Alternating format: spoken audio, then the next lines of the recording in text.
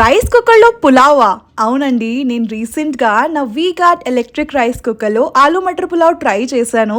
Results అయితే అద్భుతంగా వచ్చాయి. సో ఆ రెసిపీని మీతో షేర్ చేస్తున్నా.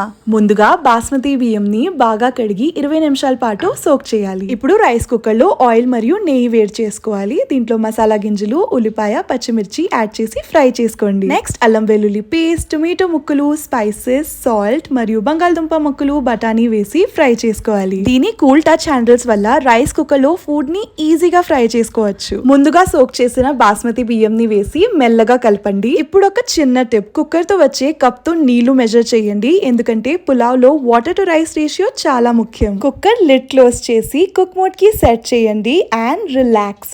వంట అయిపోయాక మోడ్ ఆటోమేటిక్ గా వార్మ్ కి షిఫ్ట్ అవుతుంది. ఇది చాలా యూస్ఫుల్, ఎస్పెషలీ తర్వాత సర్వ్ చేయాలంటే. చూడండి రైస్ ఎంత పర్ఫెక్ట్ గా కుక్ అయ్యి ఫ్లఫీగా వచ్చిందో. బై ద వే, ఈ రైస్ కుక్కర్ 2 years వారంటీతో వస్తుంది. వీగార్డ్.com, అమెజాన్, ఫ్లిప్కార్ట్ లో ఈజీగా దొరికేస్తుంది. అండ్ ఇలాంటి క్విక్ ఎవ్రీడే మీల్స్ కి చాలా ఉపయోగపడుతుంది.